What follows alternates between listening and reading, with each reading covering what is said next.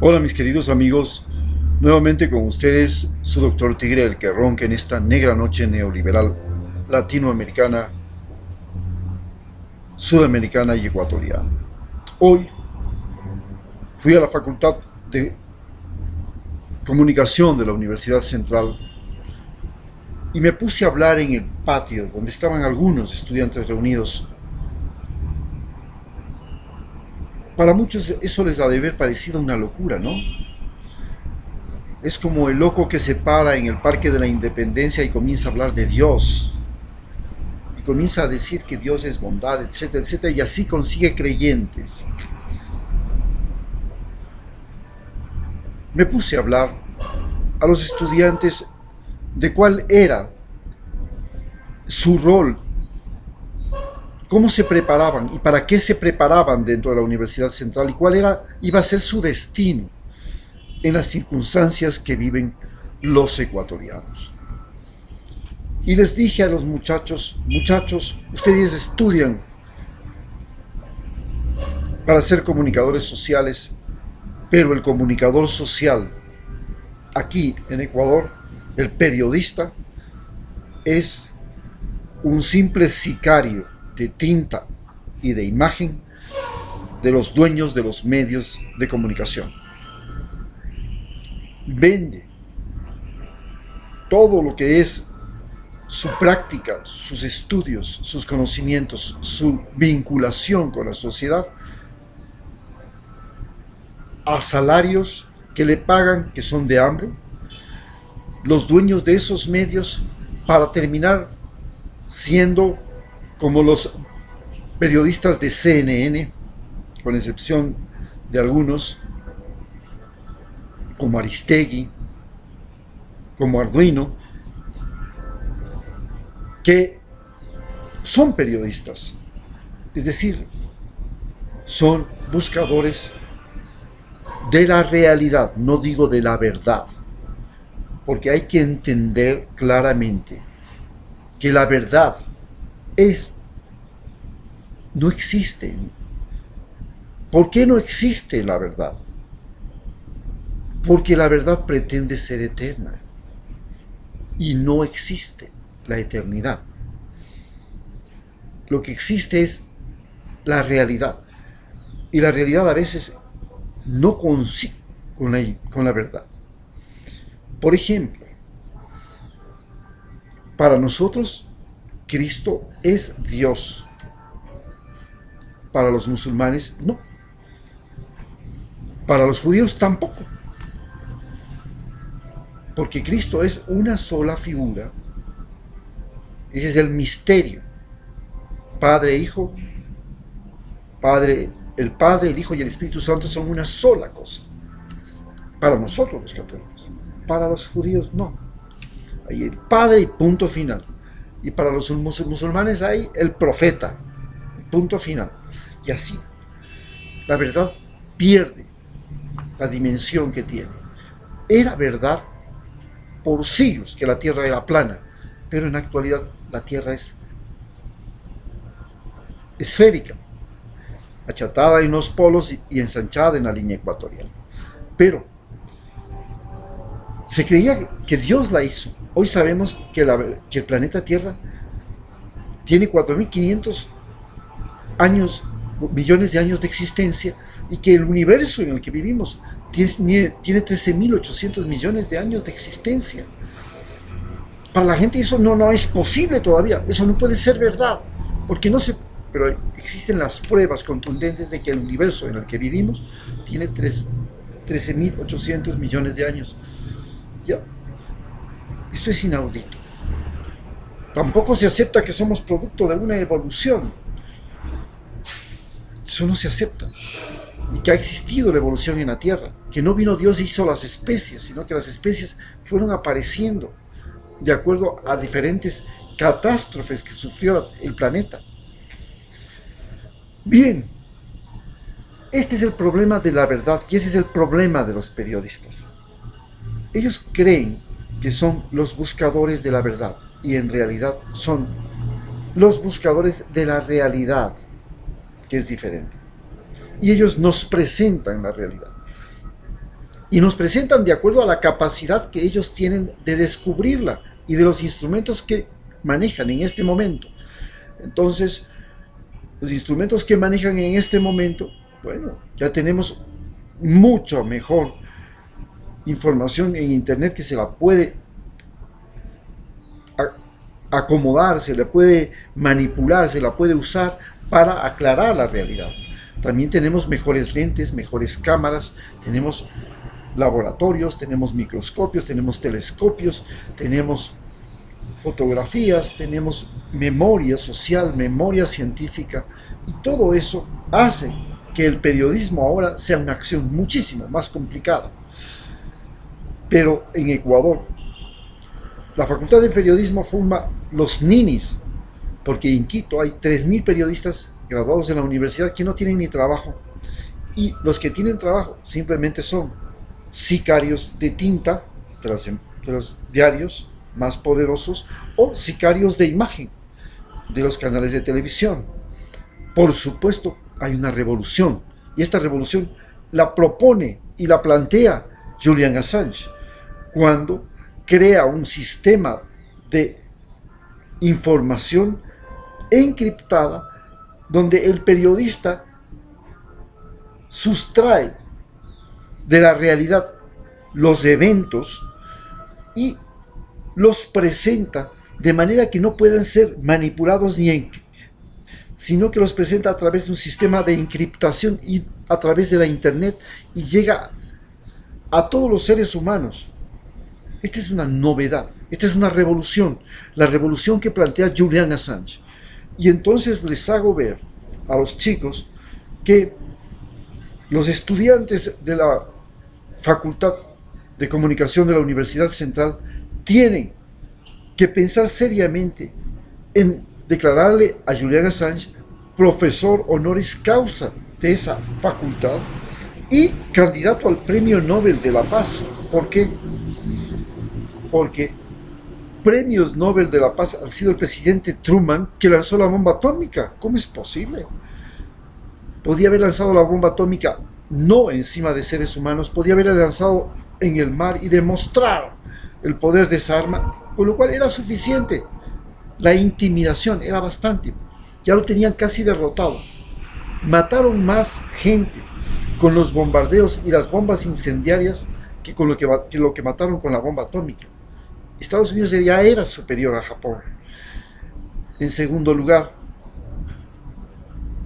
fue también Obama, ganador del Premio Nobel de la Paz, y es el presidente que le ha mantenido a Estados Unidos en la mayor cantidad de guerras que Estados Unidos ha tenido en el mismo periodo de un presidente. Tenía la guerra de Libia, la guerra de Siria, la guerra de Irak, la guerra de Afganistán, la guerra de Yemen, se metió en la guerra de Somalia. Por Dios, 7 guerras. ¿Cuándo Estados Unidos estuvo al mismo tiempo en 7 guerras? Nunca. Y era el presidente que ganó los premios Nobel de la Paz. Y además ofreció quitar a los presos de Guantánamo y no los quitó.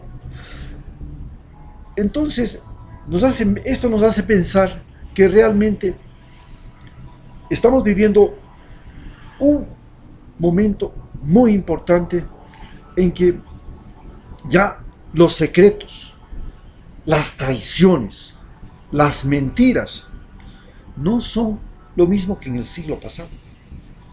Usted ya no puede traicionar, ya no puede mentir, ya no puede tener secretos como el tiempo pasado.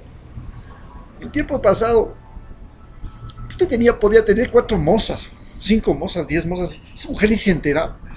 Hoy, a ver ¿qué le pasa? Pues si tiene una moza, si tiene un amante, si tiene esto, si tiene el otro. Hasta si alguna vez se tomó una foto desnuda o desnudo, ya eso es de conocimiento universal. Entonces, la traición, los secretos y las mentiras en este momento tienen otro contexto.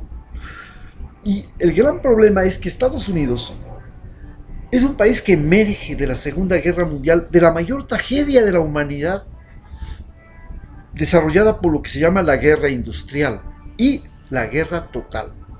donde todo el mundo podía morir y donde todo el mundo era soldado y donde todo el mundo era víctima, desde el niño hasta el viejo. Ya no era como las guerras napoleónicas que se enfrentaban soldados unos al otro lado y morían como soldaditos de plomo por filas. No, ahora es la guerra de devastación.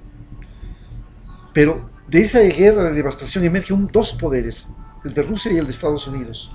Y Estados Unidos tiene que mantener su poderío y lo hace a través de vivir dentro de su propio pueblo el miedo.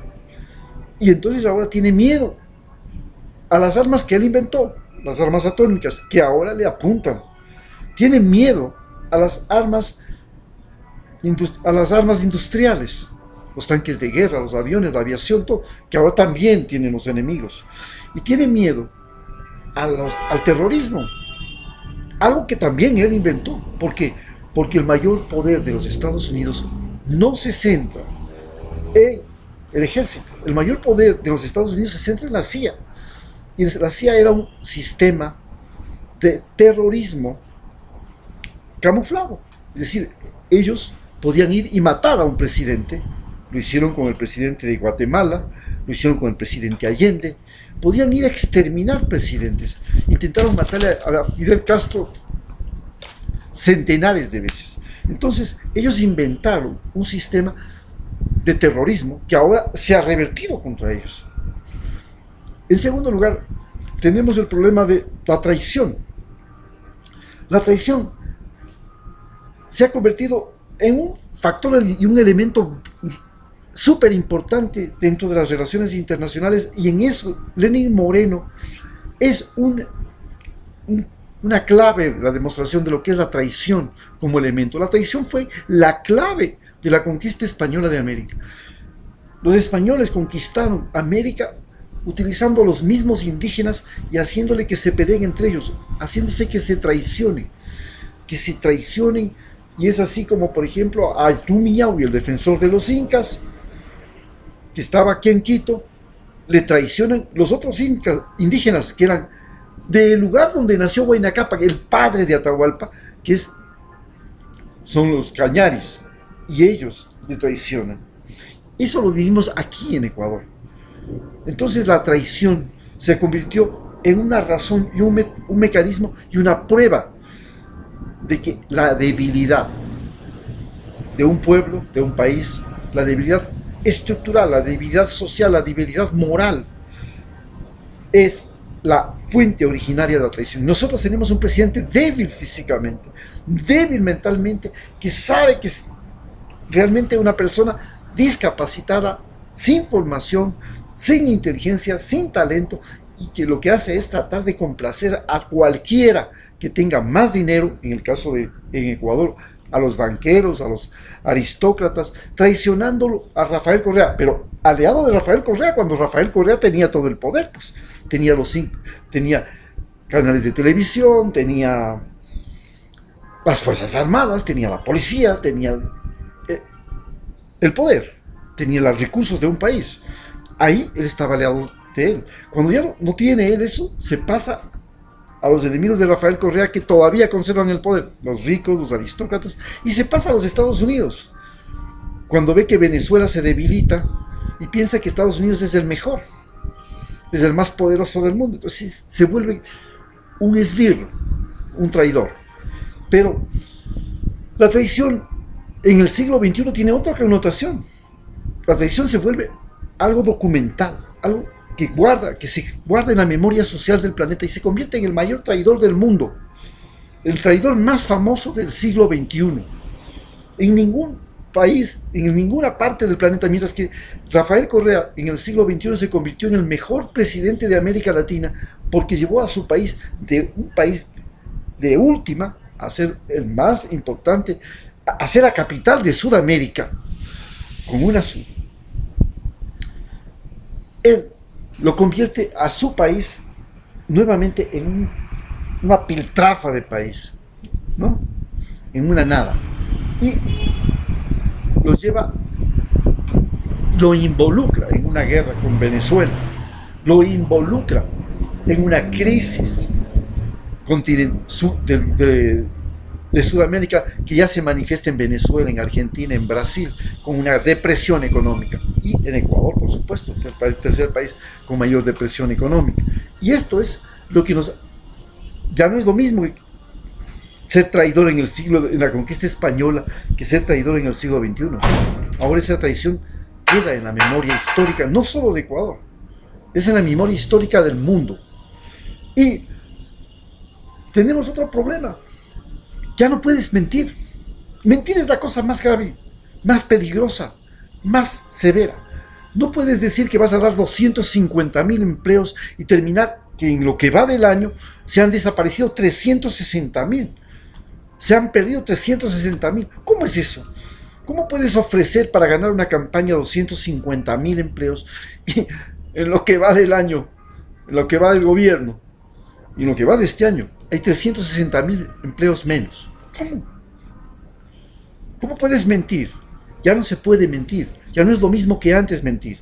Antes el pueblo tenía mala memoria y un gran corazón, se los he dicho. Ahora, más bien el corazón se ha vuelto más chiquito y la memoria se ha vuelto mucho más grande. ¿Y cómo nos volvimos mentirosos? Nos volvimos mentirosos los latinoamericanos porque la iglesia nos enseñó a mentir y porque la política nos enseñó a mentir.